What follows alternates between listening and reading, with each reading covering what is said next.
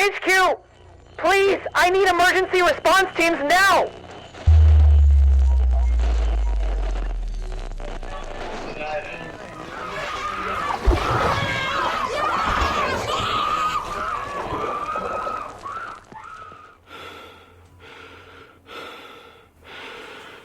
If I had known what waited for me in Sector E-17, I would have burned these radio logs before ever pressing play. I've handled disappearances before. Hunters swallowed by ravines, hikers taken by floods, crimes buried under decades of moss and dirt.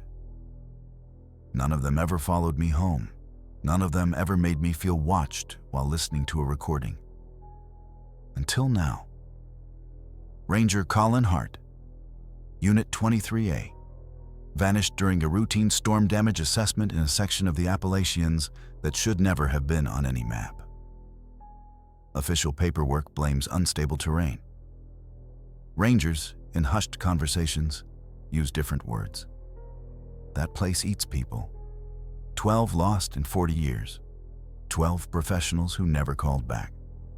Hart shouldn't have been sent there alone. But protocol is cruelly optimistic until it isn't. I press play on the first transmission. Storm's over, sky clearing up. A lot of fallen branches, but that's expected. HQ, you all make it sound like this place has a curse or something. 12 rangers? That's just really bad luck. I'm careful. Not planning to end up on a memorial wall. Ground's soft, maybe still soaked from the storm. I'll check in again in 30. He sounded confident. Too confident for where he was headed. I opened the next log. The trail markers are wrong. Map doesn't line up. Looks like the forest rearranged itself. Temps dropping quicker than expected. Everything feels damp. The ground, there shouldn't be this much moisture here. Heard splashing. Maybe water pooling up. Checking it, then I'm turning back. But he didn't turn back. I clicked the third file, already regretting what I'm about to hear. My GPS keeps recalculating elevation like it's malfunctioning. Says I'm below sea level. We're in mountains. That's impossible. Someone's here. Heavy steps behind me. I called out. Nothing. No birds, no insects. Forest's too quiet. I'm heading higher. We'll update soon. He didn't know he was already gone. The radio clicks off sharply, too sharply. Something was in that forest. Something that walked like a person. Something that waited for him to go deeper. And he did. Because there is log 4. And once that one begins, this stops being a missing person case. I stay in my chair, elbows planted on the cold metal table, and press the next button. My job has taught me how to compartmentalize fear, to dissect it like evidence. But there's something different here. Something that feels like it's listening back. Colin's voice returns, slightly tenser than before. HQ, the terrain's getting wetter. Soil isn't holding firm anymore. Almost like groundwater is rising from underneath. I see trail markers I don't recognize. Fresh paint, like someone just put them there. I'll keep going. Probably storm damage shifting the layout. I pause for half a second. Fresh paint? Who would be out there marking paths in a forbidden sector? I push on. HQ, I'm trying to return to the service road, but GPS keeps showing massive elevation drops. This thing thinks I'm below sea level. That's impossible. Everything is damp now. Plant roots exposed. I think I'm descending into some kind of basin. No water source on record. Something's off. He tries to sound logical, professional. But I hear how his breathing changed, slower, as if the air itself resisted him. I run the next. HQ, I can hear running water. Maybe a stream overflow from the storm? My lantern's beam keeps catching reflections ahead. Might be a pond, but the map shows solid ground here. Gonna circle around to determine its boundaries. I'll report as soon as I... Log ends abruptly, like he cut himself off. I tighten my grip on the recorder. This is where the fear begins to win. I hit play again. HQ, confirming. There's a swamp here. White as hell, not on any map or survey. Surface is thick with algae. Can't see depth. I'm following the edge to find a safer way over. Just wait. HQ, I hear shouting. Kids. Multiple. They're calling for help. I'm moving in. Send units. Now. Children. In a restricted sector at night, after a storm. In a swamp that shouldn't exist. My pulse echoes in my ears. HQ, I reached a yellow school bus. Front gen submerged. It's sinking into the swamp.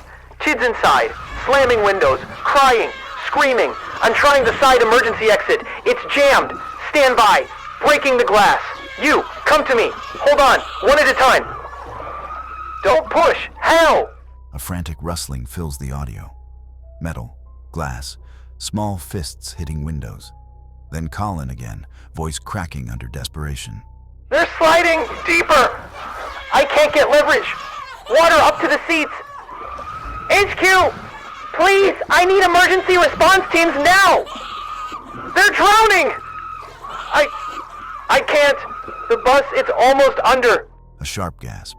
Not from him, from them. Then, HQ, they're gone. The screaming stopped. It's gone under completely. I can't see anything. silence. A silence that feels wrong. Like the swamp itself is holding its breath. The log ends.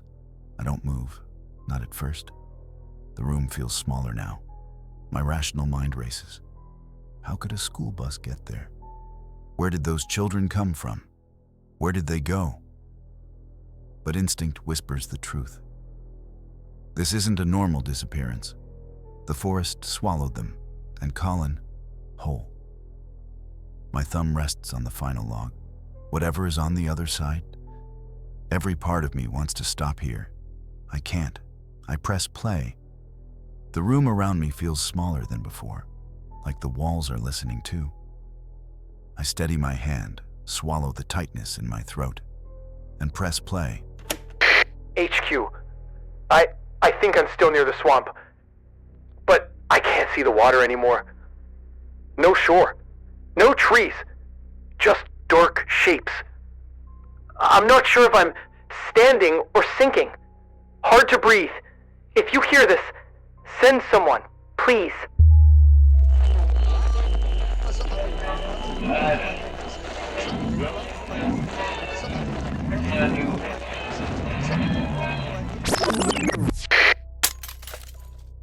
A loud crack, the recorder hitting ground, and then complete silence. Transmission terminated. I replay it once, twice. There's no hidden voice, no final message, just terror dissolving into nothing. Colin Hart didn't vanish because he got lost. He was taken by whatever swallowed that swamp whole. I take the evidence kit, the recorder, the keys, and drive. The road into Sector E-17 feels too narrow. Trees crowd in like they want to keep cars out. Mist hangs low, even though the night is windless. The radio stays silent, not even static. I park at Hart's last GPS ping. There's no swamp, no water, just a patch of forest that looks exactly like a map says it should. My boots press into ordinary soil. Lantern cuts through ordinary darkness. No footprints, no tire tracks, no broken branches, no trace of children, no trace of a bus. It's as if the forest decided to erase the truth. I turn to head back, ready to call it inconclusive. Then I stop. Something yellow sticks out through the trees. I raise the lantern.